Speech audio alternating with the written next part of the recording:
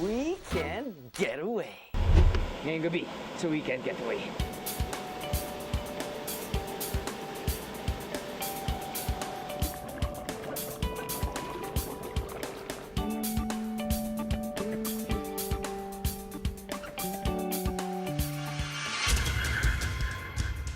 Now! Go! 19, 20, 30, paano? Oh!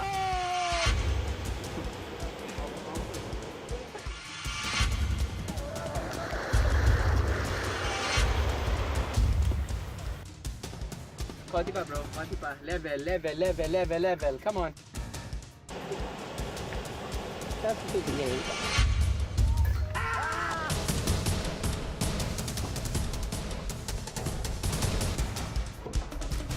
Hoy! Unggoy, bilisan mo! So kaya pala nakatali yung unggoy.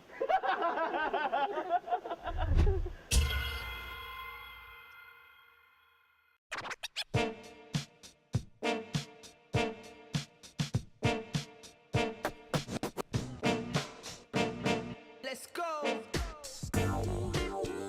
Ako si James Paulo Wangco, Pau na lang, 22 years old, and graduate na ako ng HRM sa Cavite State University.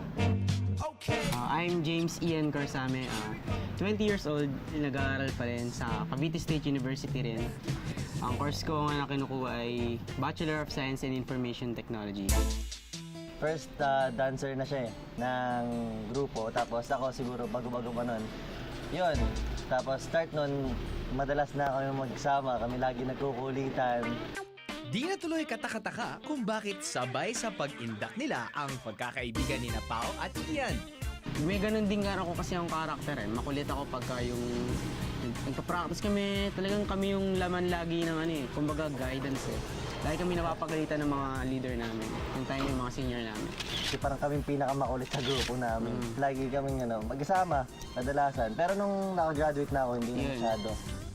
Kalimutan na muna ang graduation blues dahil isang weekend getaway na sagot namin ang para sa inyo.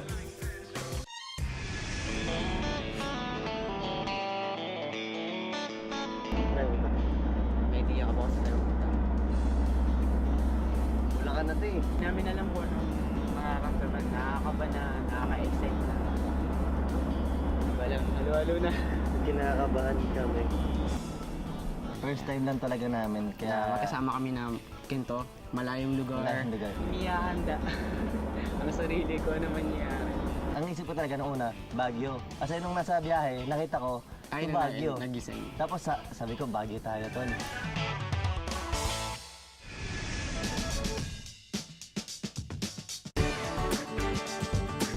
Hello! Hello, nasa La Union na kami. Ayan. Pero hindi pa rin namin alam kung saan kami talaga pupunta. Na-intriga na kami. Kasi kailangan daw ng jacket. Hindi kami alam kung saan. Super excited na kami! Pagdating ng La Union, okay, ito na, La Union. Wala akong idea, ano itong lugar na ito? Wala.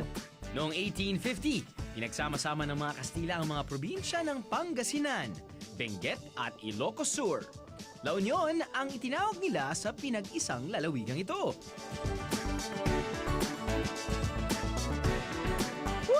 Tingnan ako sa La Union!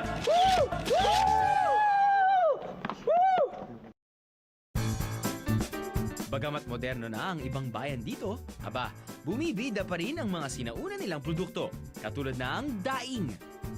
Hindi na mga pasalubong dito.